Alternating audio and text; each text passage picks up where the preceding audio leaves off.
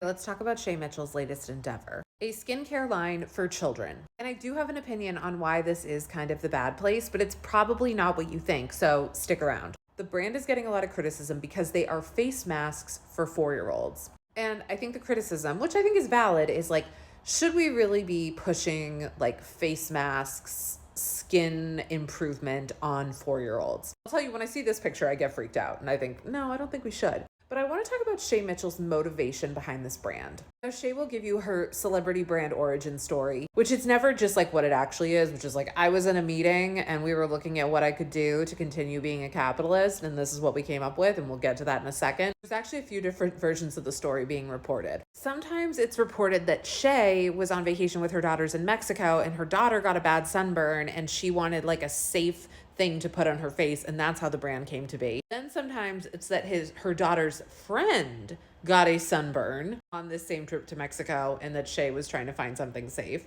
Then there's a whole other story where they say the brand came to be because their kids went to dance camp and they couldn't get the face paint off them. What happens with these multiple brand origin stories is we start to lose credibility and authenticity, especially when they're told and reported in different ways. Sometimes it's the friend's daughter, sometimes it's Shay's daughter, sometimes it's because of the dance camp, sometimes it's because of Mexico. And that's why I think Shay has had to go on an apology tour about this brand, because it's not rooted in authenticity. Let's look back at Shay as a founder for a minute. She obviously had a lot of success with Béis, her luggage company. I'm sorry, but I will never not say that this bag looks like you are carrying around a trailer tractor. When you see someone walk down economy middle aisle with this bag, you're like, I know, my head's gonna get.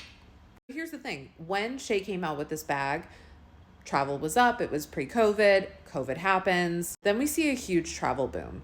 That travel boom is now over. Also, something like this, you need to buy hopefully once, although I've heard they're kind of crappy, maybe twice. So Shay has to find another product to sell. And this is where it gets interesting.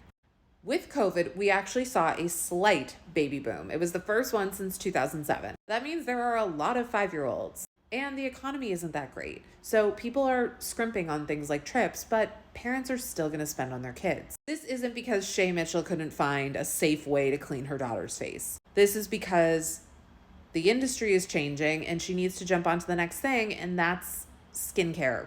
Start them early. One of the things I find so interesting about the website is it's really big on the whole subscribe and save. Like, who is Hey Rennie? Why am I being billed for that? Kids have always wanted to grow up too fast. I remember when I wanted this Tinkerbell makeup set, I did get it. This is a cash grab and also kind of strange.